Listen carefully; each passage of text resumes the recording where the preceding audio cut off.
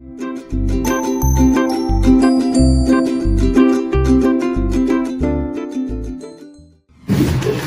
une fois de plus, bonjour tout le monde. Bonjour. Voilà, l'historien est encore arrivé.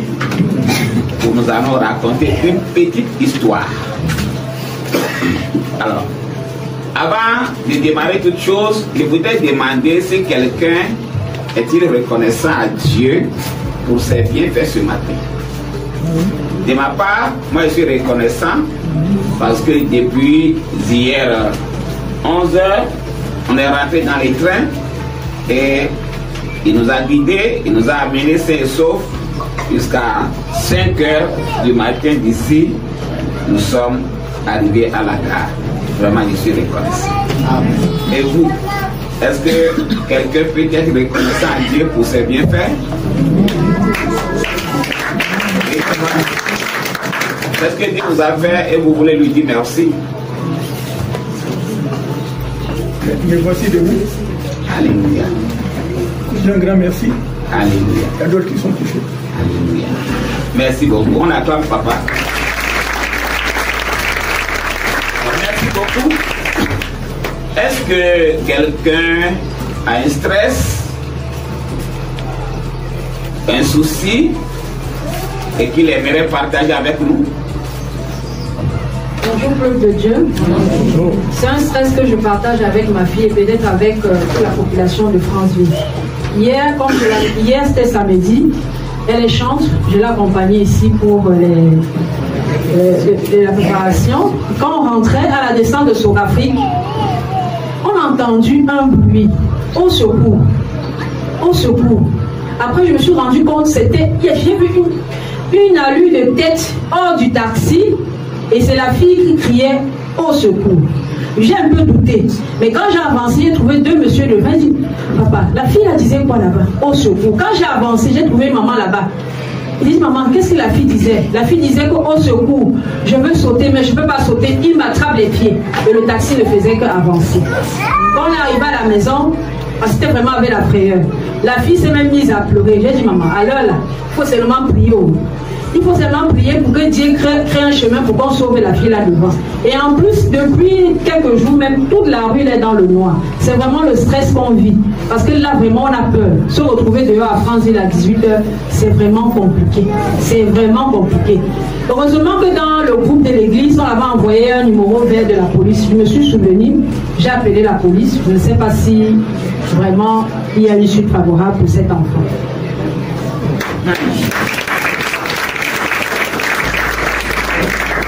Nous allons élever nos voix et dire un mot à Dieu en faveur de cet enfant afin que le Seigneur puisse prendre contrôle de sa situation. Prions maintenant. Seigneur éternel, notre Père, notre Dieu, nous voulons prier, Seigneur, pour cette fille et nous demandons, Seigneur, de prendre contrôle de sa situation. Quoi qu'en soit ce qui s'est passé, éternel Dieu des armées, rend justice afin que la gloire et l'honneur te soient rendus. Dans le nom de Jésus, nous avons prié. Amen. Amen. Amen. Alors nous allons continuer avec la parole d'aujourd'hui. Je vais juste vous raconter une petite histoire que vous connaissez déjà. Un jour, Jésus allait à Jérusalem et il est passé entre Samarie et la Galilée. Il entrait dans un petit village et 10 lépreux sont sortis à sa rencontre et ils criaient: Seigneur, aie pitié de nous. Jésus, les ayant aperçus, leur a dit: allez vous montrer au sacrificateur. Pendant qu'ils allaient, il se pourrait que eux tous se sont guéris. Alors, un d'entre eux est revenu sur ses pas pour venir rendre grâce à Dieu. Et c'était un Samaritain.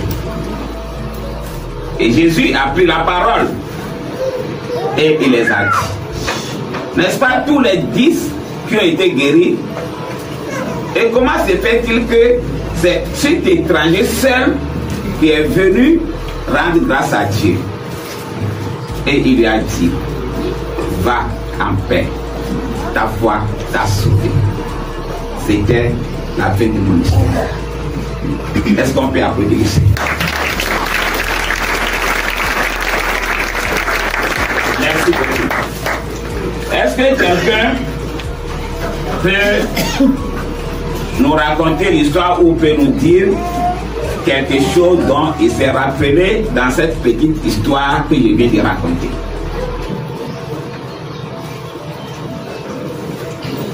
Même si vous n'avez pas la totalité de l'histoire, c'est dont vous vous rappelez dans l'histoire. Oui, ma soeur. Oui, c'est toi. Oui. Oui.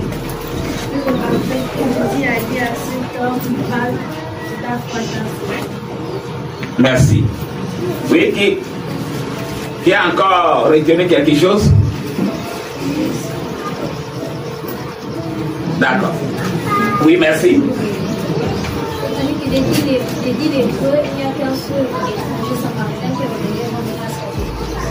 Merci.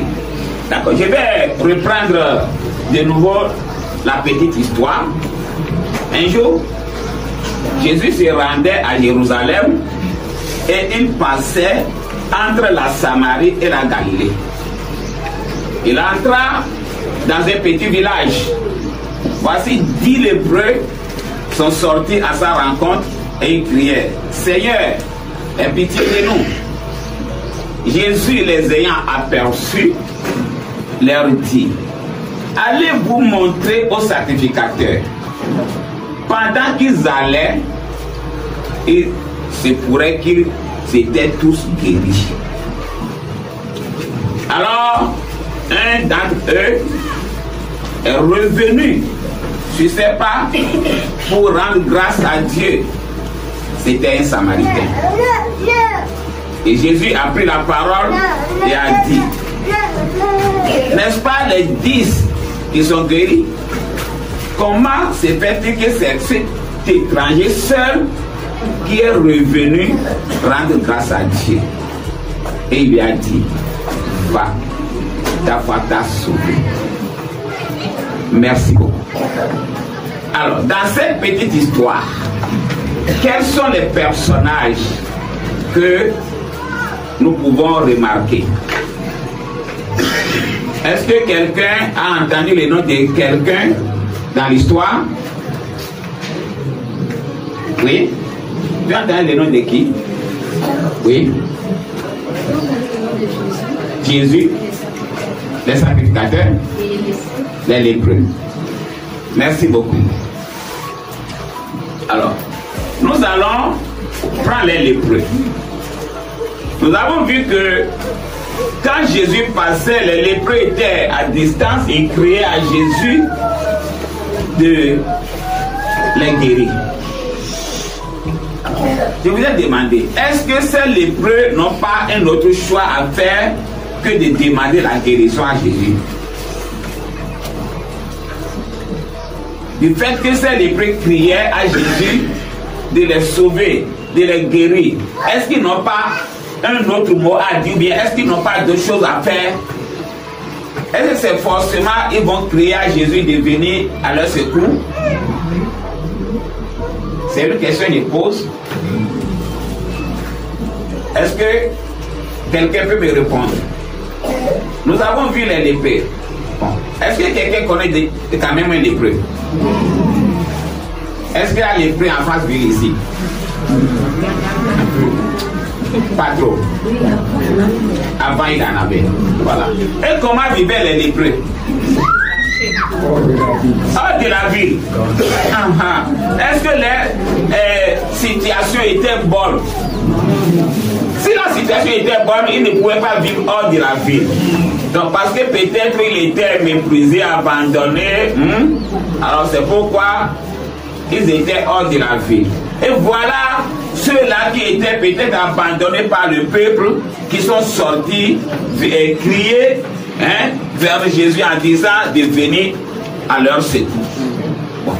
Du fait qu'ils sont sortis de leur cachette pour venir vers le Seigneur, pour demander de l'aide, est-ce qu'ils n'ont pas un autre choix à faire que de crier vers le Seigneur?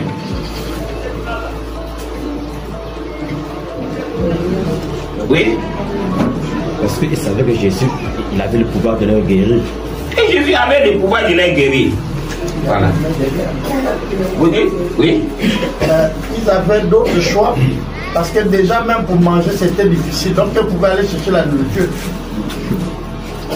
C'est aussi un autre choix. Est-ce qu'ils ne pouvaient pas aussi rester dans leur cachette là-bas et envoyer peut-être un messager à Jésus de venir les guérir? Probablement. Oui. Mais ils n'ont pas fait. Mais leur situation ici était désespérée qu'ils ne voulaient pas toujours rester dans la cachette, dans la quarantaine, mais ils veulent rentrer parmi les gens.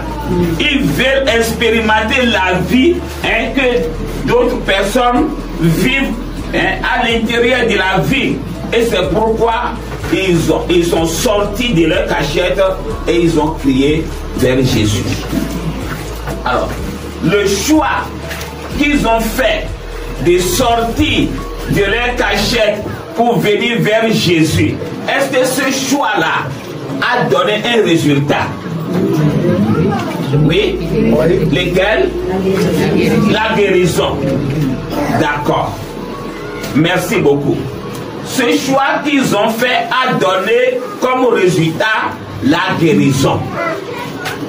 Maintenant, nous voyons que comme eux tous étaient guéris, les 9 autres, on ne sait pas où ils ont disparu. Et c'est un Samaritain parmi ces lépreux qui est venu s'agenouiller devant Jésus pour le remercier. Qu'est-ce que nous pouvons apprendre des 9 autres qui n'étaient pas revenus vers Jésus? Ils n'étaient pas reconnaissants. Ils n'étaient pas reconnaissants. D'accord. Et celui-là qui est revenu vers Jésus, est-ce qu'on peut apprendre quelque chose de lui? Il est reconnaissant. D'accord. À la fin, Jésus lui a dit, va, ta foi t'a sauvé. Alors, du fait que ce monsieur est reconnaissant à Jésus, est-ce qu'il a gagné quelque chose de plus? Et c'est quoi? Le salut. Du fait qu'il est reconnaissant pour sa guérison, Jésus lui a donné le salut. Alors, la question que je m'avais vous poser, c'est de savoir, est-ce que de nos jours, il y a encore des gens en Franceville ici, dans le pays, le Gabon, dans nos maisons, qui sont encore reconnaissants pour des bienfaits que Dieu les a faits ou un de leurs amis les a faits? Est-ce que nous pouvons encore trouver des gens qui sont encore reconnaissants aujourd'hui? Oui. Alors, de quelle manière les gens sont reconnaissants aujourd'hui? Est-ce que vous connaissez quelqu'un et vous allez nous donner son exemple que tel jour, telle personne a été reconnaissant envers telle personne ou envers Dieu? Est-ce que quelqu'un a un témoignage? Un témoignage de reconnaissance? Oui, papa.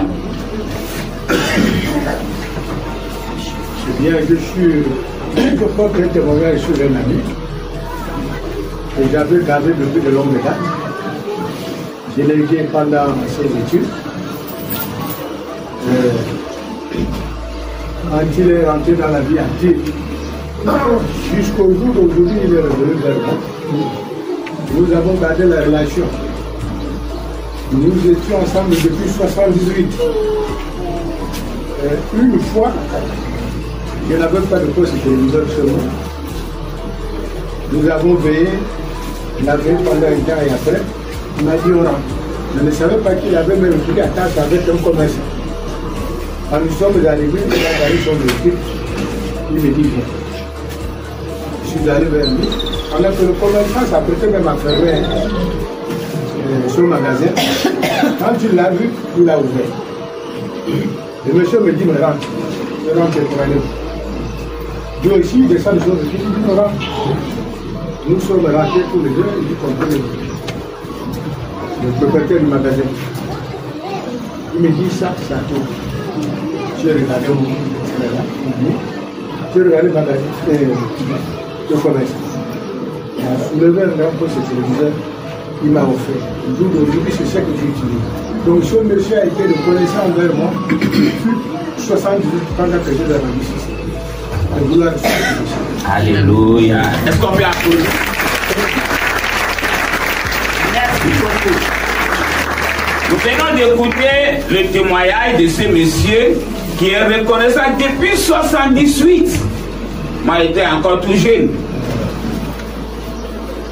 Alléluia.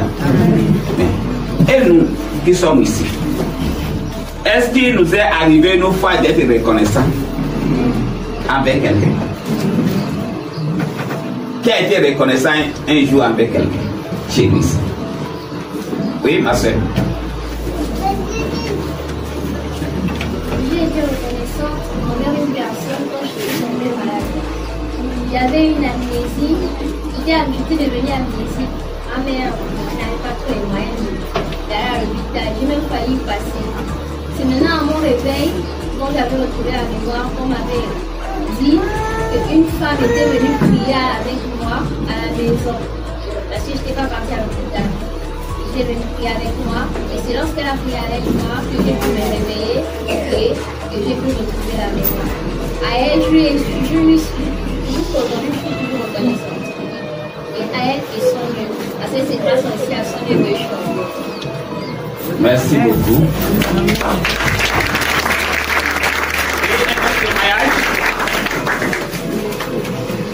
Un autre témoignage. Personne ne t'a rien fait. Il n'y a personne qui t'a aidé une fois dans ta vie où tu as été reconnaissant, où tu veux être reconnaissant maintenant. Oui, maman. Bonjour. Je suis reconnaissant d'un Camerounais qui m'a aidé là-bas au Cameroun. Parce qu'en fait, je faisais un mandat. Micro. Micro. Dans un voyage, quand j'arrivais à la frontière, donc l'agent qui a dit à ma sœur m'a envoyé. Il l'a envoyé. Moi, on m'a dit que ça attrape en haut. Je ne comprends pas, l'agent l'attrape en haut. Donc, je suis rentrée dans une boutique, je suis assise. Donc, une jeune fille, il vient là, il dit maman bonjour. Je dis bon, elle a dit bonjour. Il m'a dit c'est comment? J'ai dit non, je n'ai pas rien, je n'ai plus l'argent. Au plusieurs mois là que je voulais vendre, j'ai trouvé l'argent pour continuer ce que je n'ai pas fait. Il m'a dit pourquoi maman? J'ai dit ah, parce que je manque de l'argent. Il m'a dit non, tu ne peux pas vendre ces lots-là. La fille est rentrée dans la maison, elle m'a donné 80 000 cadeaux. Il dit maman, continue avec l'argent là, tu vas arriver là que tu joues pas. J'ai dit ah, tout ça là, j'ai dit prends les lots là, il me dit non, je ne peux pas. Mais tu es debout là-bas le plus là, non? J'ai dit oui. Il a dit que tu rentres ici pour venir t'asseoir, non? J'ai dit oui. J'ai dit c'est ça. Donc continue avec l'argent que je t'ai donné là. Avant peut-être lundi, ton argent va arriver comme c'est le week-end. Donc je n'oublie pas les bienfaits que la fille a fait pour moi. Amen.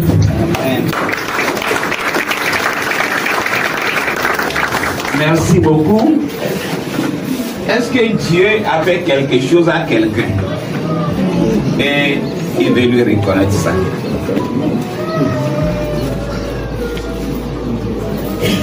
Dieu t'a-t-il fait quelque chose? Oui.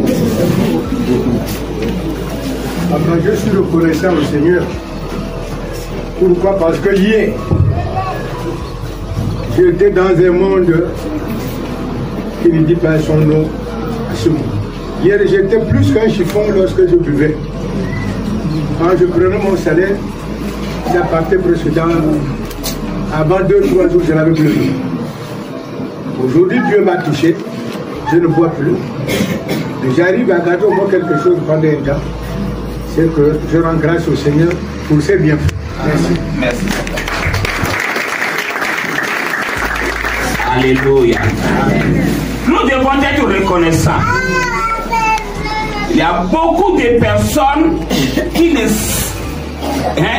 savent pas ce que Dieu les a fait. Qui ne reconnaissent même pas ce que leurs amis, leurs proches, leurs parents les a fait.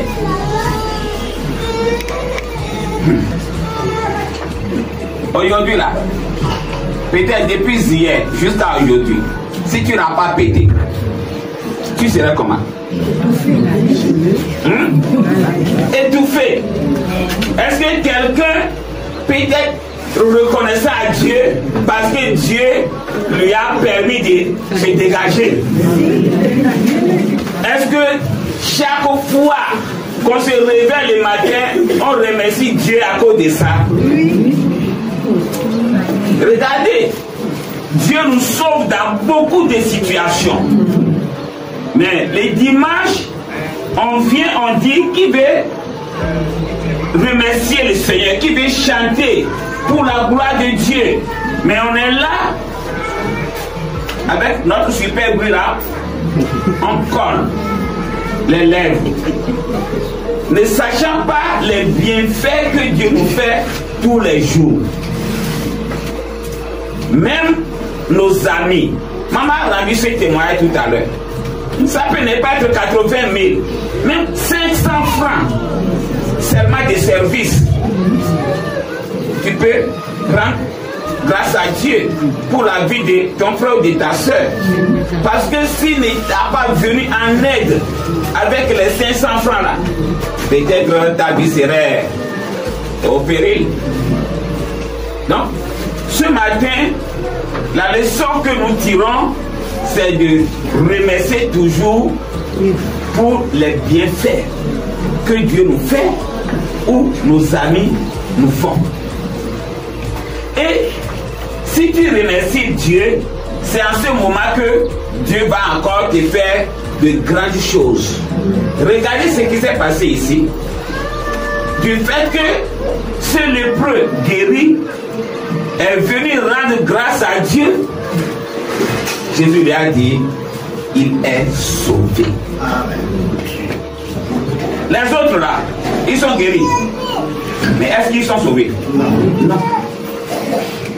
Ce n'est pas du fait qu'ils sont guéris qu'ils auront la vie pour l'éternité. Mais c'est en reconnaissant les bienfaits que le Seigneur nous a fait qui va nous amener à la félicité. Donc, ce matin, j'encourage chacun de nous d'être reconnaissant à Dieu à tout moment pour tout ce qu'il nous fait. Que le Seigneur nous aide. Je voudrais demander, est-ce que dans cette petite histoire, nous avons vu Dieu agir quelque part? Dieu a-t-il fait quelque chose dans cette histoire? Oui. Qu'est-ce qu'il a fait? Oui, maman.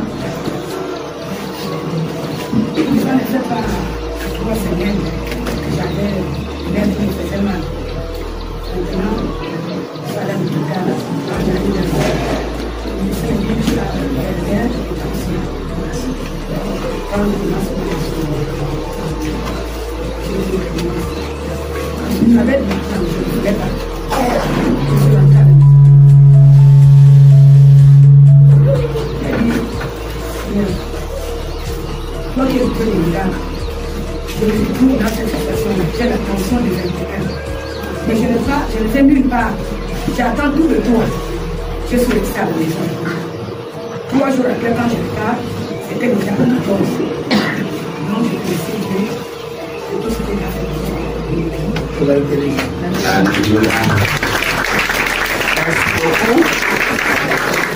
Dieu continue toujours de faire des merveilles dans nos vies. Il faut qu'on soit toujours reconnaissant. D'accord. Je pense que nous nous tirons vers la fin de cette petite histoire. Avant de laisser la place à l'apôtre, je vais vous dire que cette histoire que nous venons d'écouter est tirée du livre de Luc chapitre 17, du verset 11 au verset 19. Que le Seigneur vous bénisse.